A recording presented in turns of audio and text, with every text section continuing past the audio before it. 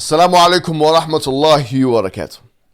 Ben Shapiro is an American journalist who panders to the neoconservative movement in America, the alt-right movement, and who has been refuted many times by myself. Many times. I don't know how many views it's all raked up now. Hundreds of thousands, maybe 1 million views. I don't know.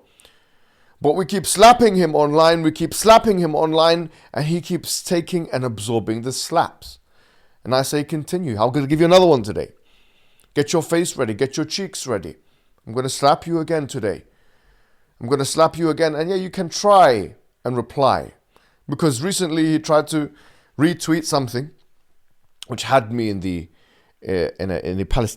pro-Palestinian march, saying that for us as Muslims, life begins at death, which is probably the least controversial statement any religious person can make. Almost every religious person believes that life begins at death. And yes, of course, I was talking about the Palestinian struggle. You think this is some kind of golden bullet? Is this your fight back?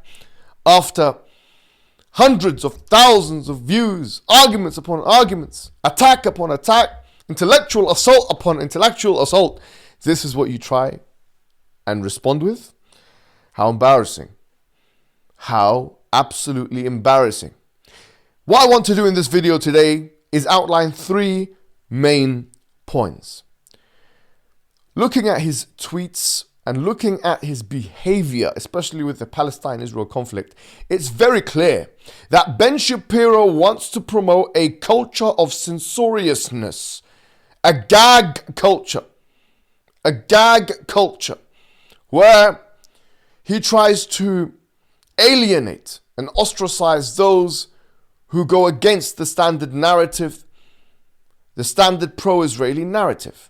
And it's really ironic that he of all people does this, being a spokesperson or pundit for neoconservatives, using freedom of speech as some kind of pretext for refuting and dismantling the transgenders and the feminists and others on the left.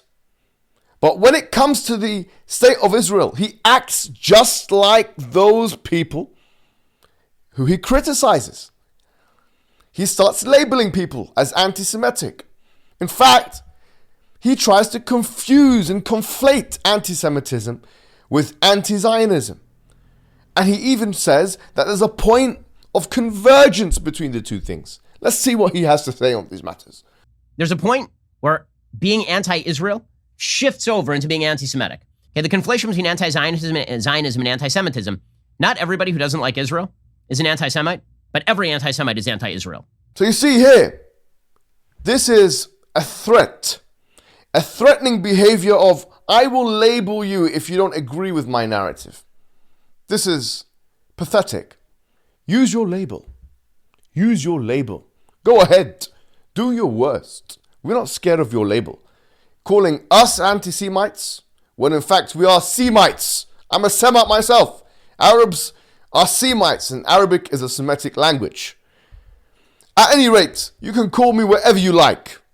This does not change the fact that you have not been able to answer a single argument that has been made. And do you know what else you have not been able to do?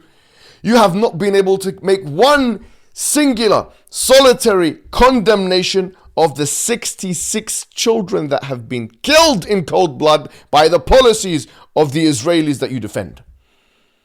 Now, you may remember some time ago, you made a video talking about the Muslim radical myth. And you talked about the Muslim moderate myth, or I can't remember what you named the title. But you were basically making the point that all of these Muslims are following Sharia law or believe in it, and therefore there is this many radicals and Muslim radicals in the world. What kind of ridiculous notion is that? In fact, if we assume that radicalism, so defined, is when someone supports or does action to terrorize a civilian population, a non-combatant population, then tell me how Israel is absolved from being terroristic or radical from that perspective. And how your support for Israel in its targeting of civilian populations is not itself a type of radical reflection. In that analysis, you're a radical. You are a radical. Stop pointing the fingers of all these Muslims that believe in Sharia law, which they might have different opinions on what it means, when in fact you're the radical one. Because you're the one who makes videos about abortion. You make videos about abortion and you label it as killing children. Abortion is killing children. But when the governments that you support, which is the Israeli government, actually kill children, you have nothing to say about that, do you? You have no condemnation about that, do you? So it's not, and stop pretending that you care about children. You don't care about babies being killed. You only care about certain babies being killed by certain political opponents of yours.